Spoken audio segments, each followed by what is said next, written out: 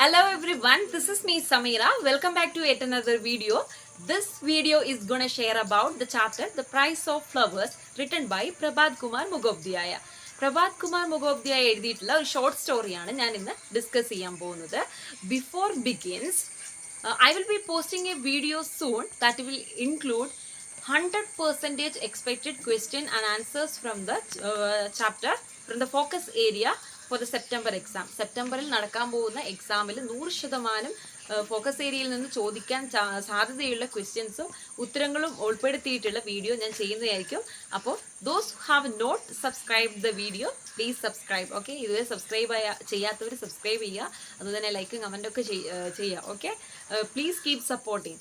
The main character in this story is Maggie or Alice. ഇതിലെ main കഥാപാത്രത്തിൻ്റെ പേരെന്ന് പറയുന്നത് മാഗി എന്നാണ്. അവളുടെ നിക്നെയിമാണ് മാഗി എന്നുള്ളത്. ഒറിജിനൽ പേര് എന്നുള്ളത് ആലീസ് എന്നാണ്. She is A young and teenage girl from poor family. ഒരു പാവപ്പെട്ട കുടുംബത്തിലെ 14-17 വയസ്സ് പ്രായം തോന്നിക്കുന്ന ടീനേജ് ഗേൾ ആയിട്ടുള്ള ഒരു കൊച്ചു പെൺകുട്ടിയാണ് അവള്. She had a brother, his name is Frank. അവൾക്കൊരു ബ്രദറുണ്ട്. ബ്രദറിൻ്റെ പേരെന്ന് പറയുന്നത് ഫ്രാങ്ക് എന്നാണ്. He is appointed as the soldier in the British army on the frontier, Indian അതിർത്തിയിൽ ബ്രിട്ടീഷ് ആർമിയുടെ പട്ടാളക്കാരനായിട്ടാണ് ഫ്രാങ്ക് വർക്ക് ചെയ്യുന്നത്. ഇവരുടെ അമ്മയുടെ പേരെന്ന് പറയുന്നത് missus Clifford. She's a widow. അവരൊരു വിധവയാണ്, ഭർത്താവ് നേരത്തെ തന്നെ മരിച്ചു പോയതാണ്. Both Maggie and her mother were too much worried because they had no information about Frank since past many months. കുറച്ച് മാസങ്ങളായിട്ട് ഫ്രാങ്കിനെ കുറിച്ച് ഒരു വിവരമില്ല ഇന്ത്യയിൽ നിന്ന്. അതുകൊണ്ട് തന്നെ അമ്മയും മകളും ഭയങ്കര ദുഃഖത്തിലായിരുന്നു, വല്ലാത്തൊരു വിഷമത്തിലായിരുന്നു. ആ സമയത്താണ് fortunately Maggi met an Indian man mister Gupta at the restaurant in London.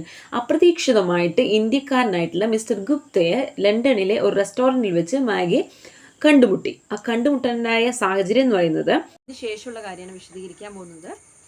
When Gupta is having food at the restaurant, a girl was looking at him very anxiously. നമ്മുടെ ഗുപ്ത ഭക്ഷണം കഴിച്ചുകൊണ്ടിരിക്കുന്ന സമയത്ത് ഒരു പെൺകുട്ടി അദ്ദേഹത്തെ തന്നെ ഇങ്ങനെ വളരെ ആകാംക്ഷയോടെ നോക്കുന്നത് ഗുപ്ത കണ്ടു. ആഫ്റ്റർ ദാറ്റ്, അതിനുശേഷം he was paying the bill.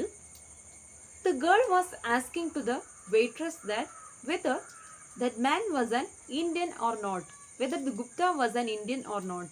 അവിടെ നിന്ന് ആ പെൺകുട്ടി, അതായത് മാഗി, നമ്മുടെ വെയിട്രസോട് ചോദിച്ചു ഈ മനുഷ്യൻ ഇന്ത്യക്കാരനാണോ അല്ലയോ എന്ന് അന്വേഷിച്ചു. അത് നമ്മുടെ ഗുപ്ത കേൾക്കുകയും ചെയ്തു. അതിനുശേഷം Maggie went down from there. അതിനുശേഷം മാഗി അവിടുന്ന് പോയി. And Gupta asked the waitress that why Maggie was curious about the Gupta. എന്തുകൊണ്ടാണ് മാഗി ഗുപ്തയിൽ ഇത്ര ഇൻട്രസ്റ്റ് ആവാൻ, ഇത്ര താല്പര്യം കാണിക്കാൻ, ആകാംക്ഷയോടെ ഇങ്ങനെ നോക്കാൻ കാരണം എന്താണ്? Do you know her? നമ്മുടെ ഗുപ്ത ചോദിച്ചു വെയിട്രസോട്, ഈ പെൺകുട്ടിയെ നിങ്ങൾക്ക് അറിയാമോ? Waitress replied that she doesn't know about that girl. ആ പെൺകുട്ടിയെക്കുറിച്ച് ഒന്നും അറിയത്തില്ല. Maggi comes on Saturdays at the restaurant and because that is her pay day. എല്ലാ ശനിയാഴ്ചയും അവളിവിടെ സാറ്റർഡേസിൽ ഇവിടെ വരാറുണ്ട് ഫുഡ് കഴിക്കാൻ വേണ്ടി. കാരണം അന്നത്തെ ദിവസമാണ് അവൾക്ക് സാലറി കിട്ടുന്നത്. അതുകൊണ്ട് അന്നത്തെ ദിവസം അവൾ ഇവിടെ വരാറുണ്ട് എന്ന് വെയിട്രസ് റിപ്ലൈ ചെയ്തു, ഗുപ്തയോട് പറഞ്ഞു. After 1 week, Gupta came back to the restaurant again on അടുത്ത സാറ്റർഡേയിൽ നെക്സ്റ്റ് വീക്കിൽ നമ്മുടെ ഗുപ്ത വീണ്ടും ആ റെസ്റ്റോറൻറ്റിലേക്ക് വന്നു. അപ്പോൾ fortunately Maggie was there. Maggie അവിടെ ഉണ്ടായിരുന്നു.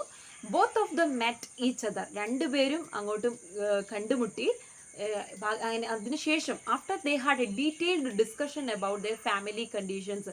കാരണം ഗുപ്ത അവർ തമ്മിൽ കുറേ കാര്യങ്ങൾ ചർച്ച ചെയ്തു. അതായത് എന്തുകൊണ്ടാണ് മാഗി ഗുപ്തയെ നോക്കിയതെന്നും ഒരു ഇന്ത്യക്കാരനെ അവർ അന്വേഷിക്കുകയാണെന്നും കാരണം അവരുടെ ബ്രദറിനെ കുറിച്ചൊരു വിവരവുമില്ല.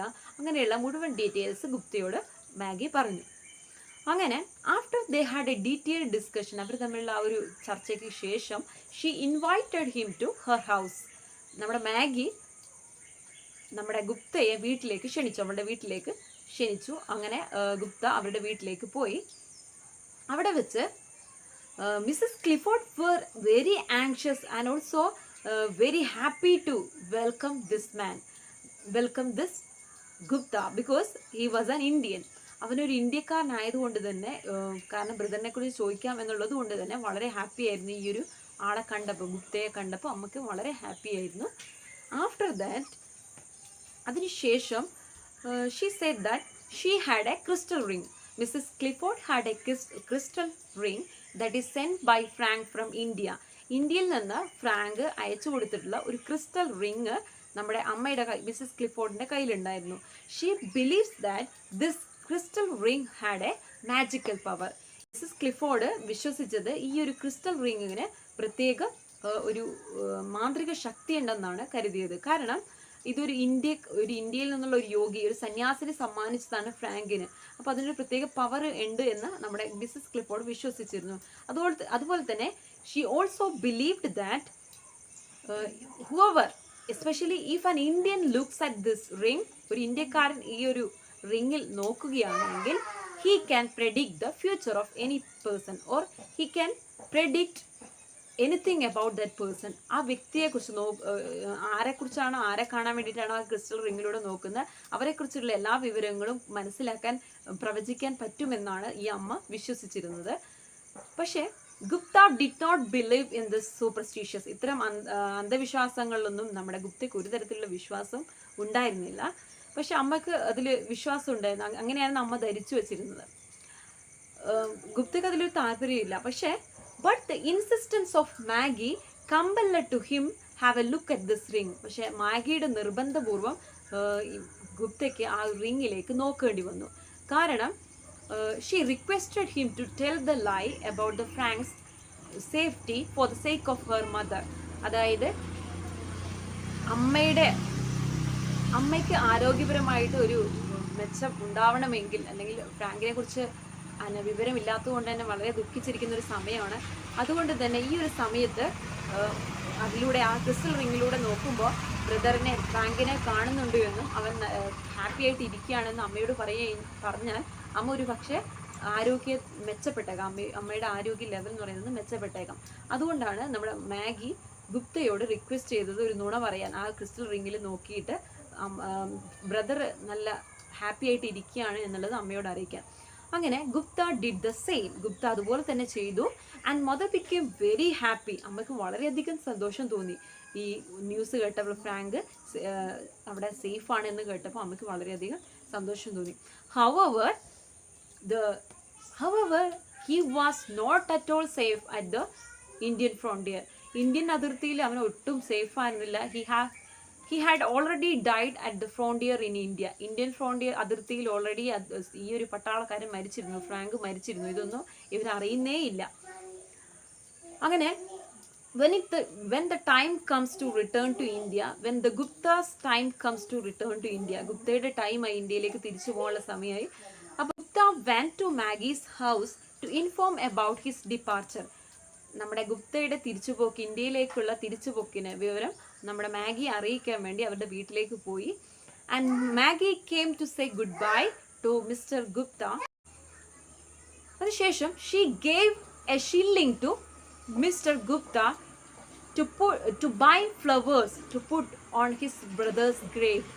ബ്രദറിൻ്റെ ശ്മശാനത്തിൽ, ശവകുടീരത്തിൽ പൂക്കൾ വെക്കാൻ വേണ്ടി അവൾ കഷ്ടപ്പെട്ട്, she gave her hard earned shilling to mister Gupta.